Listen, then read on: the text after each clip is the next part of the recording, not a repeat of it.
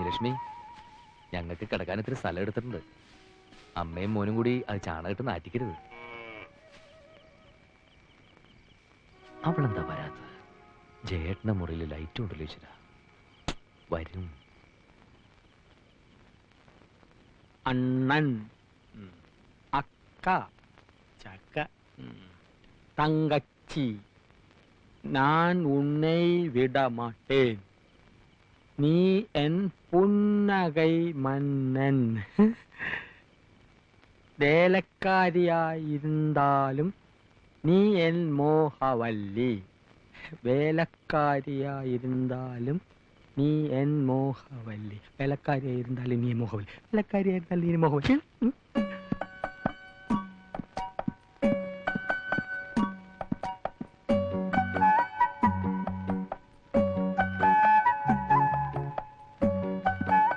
എന്താടാ അവിടെ? ജോലി കഴിഞ്ഞെങ്കിൽ പവിഴത്തോട് ചോദിച്ചിത്തിരി തമിഴ് പഠിക്കാമെന്ന് കരുതി. ഒരു സന്ദർഭം കിട്ടുമ്പോ വെറുതെ കളയണോ? ഓടാ, സന്ദർഭം കിട്ടിയപ്പോ നേരാൻ വേണ്ട എഴുതാനും വായിക്കാനും പഠിക്കാത്ത നീയാ ഇപ്പൊ തമിഴ് പഠിക്കുന്നത്. പോടാ പൈത്യക്കാരാ, പോയി തൂങ്ങടാ, ഇല്ലെങ്കി കൊന്നിടുവേ. നീ കഥ അടച്ച് തൂങ്ങ്.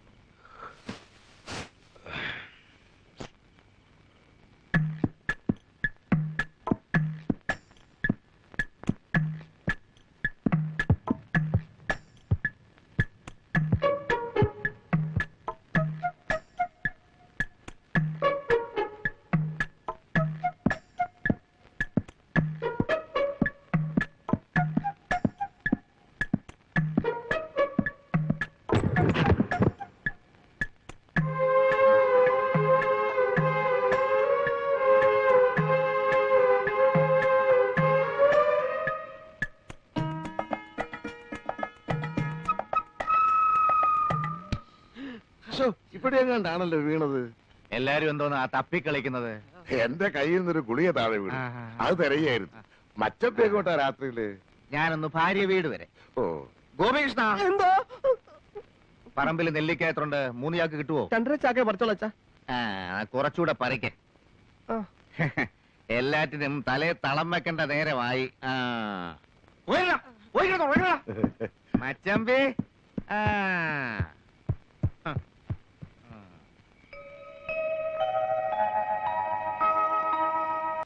നിനക്ക് സുഖമില്ലേ?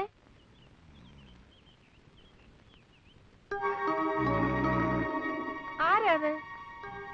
ആരാ കിടക്കുന്നേ? അയ്യോ, ഇത് നമ്മുടെ ഹരികൃഷ്ണനല്ലേ മോനെ? നമ്മുടെ ശാന്തി മുഹൂർത്തം ആകെ കലങ്ങിപ്പോയില്ലേ?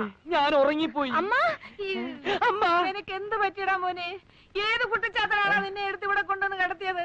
എന്റെ ഭഗവാനെ, എന്റെ കുഞ്ഞിനെ ആരാണ്ട് കൈവേഷം കൊടുത്തേ. അയ്യോ, എന്താ കാര്യം? എന്ത് പറ്റിയടാ? എന്താ അവനെ പശു തൊഴിച്ചോ? വീട്ടിനകത്ത് സുഖമായിട്ട് കിടന്നുറങ്ങി എന്റെ കുഞ്ഞ് നേരം വെളുത്തപ്പോ എങ്ങനെയാ ഈ തൊഴുത്തിനകത്ത് കിടന്നുറങ്ങുന്നത്? ഈ വീട്ടിലെ ആണുങ്ങൾക്ക് മുഴുവനും എന്തോ ദോഷകാലോ. നീ എവിടെയാടാ രാത്രി കിടന്നത്? മുറിയില്. ഉറങ്ങി എണ്ണീറ്റതോ?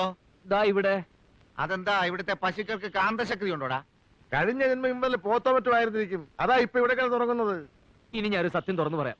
അമ്മേ ഇങ്ങൊന്നേ.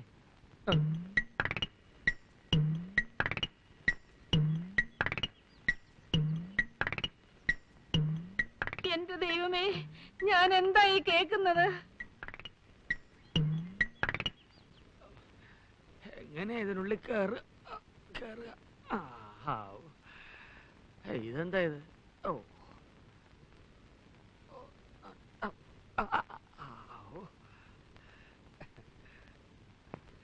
അച്ഛാ പാന്റ് പാന്റ് അമ്മാവാ പാന്റ് പാന്റ് എന്താടാ വല്ല പ്രേതബാധയുണ്ടോ? ഓരോരോ ലീലാവിലാസങ്ങള്.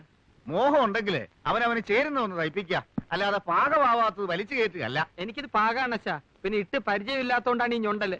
അമ്മേ ഇപ്പൊ എന്നെ കാണാൻ ഒരു സ്റ്റൈലില്ലേ? അയ്യോ അമ്മാവാ. ആരെ കാണിക്കാനാണെങ്കിലും ശരി, ആര് വേഷം കിട്ടിയാലും ശരി, ഹരികൃഷ്ണന്റെ കാര്യത്തിലൊരു തീരുമാനം എനിക്ക് ഇപ്പൊ അറിയണം. എന്താടി കാര്യം?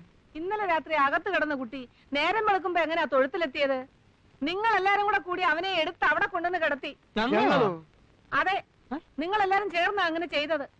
ഉറക്കത്തിലേ അവൻ എങ്ങനെ തോന്നിയത്രേ? രക്ഷപ്പെടാൻ വേറെ വഴിയൊന്നുമില്ലായിരുന്നു. അതാ അമ്മയോട് ഞാൻ അങ്ങനെ പറഞ്ഞത്. അമ്മയെ പറ്റിക്കാൻ എളുപ്പ, ബാക്കിയുള്ളതെല്ലാം തനി രാക്ഷസന്മാരാ.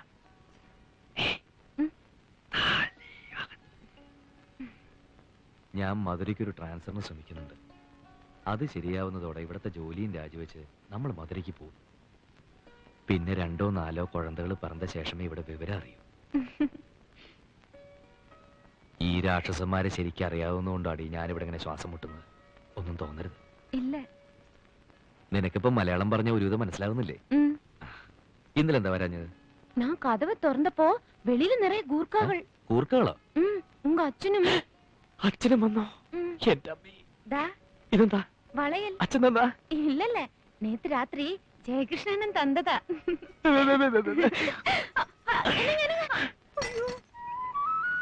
ഇത് നിനക്ക് തിന്നാനോ നിന്റെ പശുവിന് തിന്നാനോ? അധികം ലോഹ്യൊന്നും വേണ്ട.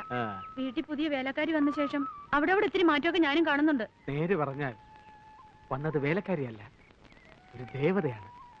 അടുക്കള ദേവത. സത്യം പറ, നിനക്ക് എന്നെ ഇഷ്ടമാണോ? പറ, ആണോ? ഞാൻ പറഞ്ഞ നീ എന്തും ചെയ്യുവോ? എന്നാ ഈ വെള്ളത്തിലോട്ട് ചാട്. ചാടും. ചാട്. നേര് പറഞ്ഞ മുതലാളിക്കൊന്നും തോന്നരുത്. മക്കൾക്കൊക്കെ ഇത്തിരി കാറ്റുവീഴ്ചയുണ്ട്. എന്താ ഇപ്പൊ അങ്ങനെ തോന്നാൻ? അല്ല, ഒന്നിച്ചുള്ള ഈ തടം തുറക്കലും വളവിടലും കളപറിക്കലും ചാക്കലി നിറക്കലും ഒക്കെ ഇത്തിരി കുറഞ്ഞു എന്ന് എനിക്കൊരു തോന്നൽ. ആ തോന്നൽ അനാവശ്യമാ. ഗോപികൃഷ്ണൻ ഇത്തിരി വിത്ത് വാങ്ങിക്കാൻ പോയി. ജയകൃഷ്ണൻ ഇത്രയും നേരം ഇവിടെ കിളയ്ക്കാനുണ്ടായിരുന്നു, ഇപ്പൊ ഒന്ന് കുളിക്കാൻ പോയി. എന്നാ എനിക്ക് പിഴച്ചു. മുതലാളി, ഞാൻ പറഞ്ഞത് അടിയോടെ വെട്ടിക്കള. അയ്യോ എന്റെ കാലേ. ഇയാളെ കല്യാണം കഴിച്ച ഈ കുളം എന്റെ പേരിൽ എഴുതി തരുമോ? ഓ, എഴുതി തരാം. തറവാട്ടിലേക്ക് കൊണ്ടുപോകുമ്പോ 2 ബക്കറ്റ് വെള്ളം മാറ്റി വെച്ചേക്കണം. ഞങ്ങൾ അച്ഛനും മക്കൾക്കും ഇടയ്ക്കൊന്ന് കുളിക്കണ്ടേ? ഇപ്പൊ ഇങ്ങോട്ട് ആരെങ്കിലും വരുമോ? ഏയ്, ആരും വരില്ല. നീ ധൈര്യമായിട്ട് കുളിച്ചോ. എന്നാ ചേട്ടനും ചാട്. ചാട്.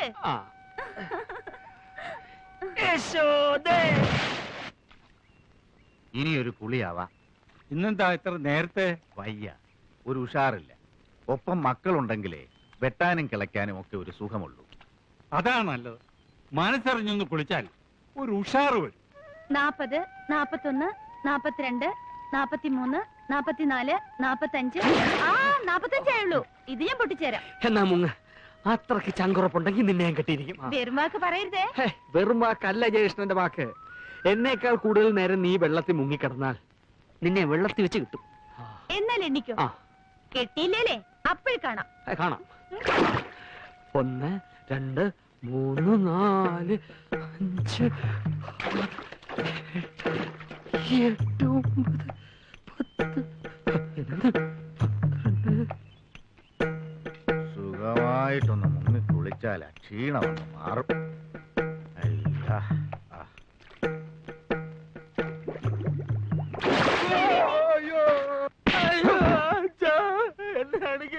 കഴിവറ പോലെ കണ്ട തേവിടിശികൾക്ക് കലക്കി കുളിക്കാനാണോടാ കാരണവന്മാർ നിനക്ക് കുളം കുഴിച്ചു തന്നിരിക്കുന്നത്? സർവനാശം വരുത്താൻ ഓരോരോ സന്തതികള്. എന്റെ കയ്യിലോട്ടാടി വെള്ളത്തിൽ നിന്ന് അവള് പൊന്തി വന്നത്. കുടുംബമാഹാത്മ്യം പറഞ്ഞ് കുട്ടികൾക്ക് പാളത്തൊപ്പിയും കൊടുത്ത് പറമ്പിൽ കുഴികുത്താൻ വിടുമ്പോ ആലോചിക്കണം. ഇങ്ങനെ കുളത്തിലും കിണറ്റിലും ഒക്കെ ഓരോന്നോരോന്ന് പൊന്തും. ആ യശോദ അല്ലെങ്കിൽ ഇത്തിരി അധിപ്രസംഗം അച്ചമ്പി. മുതലാളിയെ കണ്ടപ്പോ മുങ്ങിയതാ. ഇത്രയേരോടെ കഴിഞ്ഞെങ്കിൽ ചത്തേനെ. എന്നാ ഞാൻ ഒരു സത്യം തുറന്നു പറയാച്ച, അവര് തമ്മിൽ സ്നേഹത്തില. അറിഞ്ഞു കഴിഞ്ഞ സ്ഥിതിക്ക് ഇനി കല്യാണം കഴിപ്പിക്കുന്നതല്ല അന്തസ്. ആഹാ, അത് നിനക്ക് നേരത്തെ അറിയാമായിരുന്നു? ഏകദേശം അറിയായിരുന്നു. ഈ കുടുംബം കലക്കാൻ ഒരുത്തൻ ശ്രമിക്കുമ്പോ നീ അതിന് കൂട്ടുനിൽക്കുക?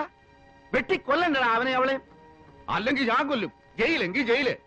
എന്നാലും മാനം വിറ്റൊരു ജീവിതത്തിന് ഞാൻ വഴങ്ങില്ല. ഇറങ്ങി വാടാ, ഇറങ്ങി വരാൻ. നിനക്ക് പണ്ടാരത്തിനെ കെട്ടണോടാ. എനിക്ക് അവളെ വേണ്ട, അവളെ വേണ്ട. എന്താ പിന്നെ നാട്ടിക്കരുത്. 3 പേരോടും കൂടെ പറയുന്നത്, മനസ്സിലായോ?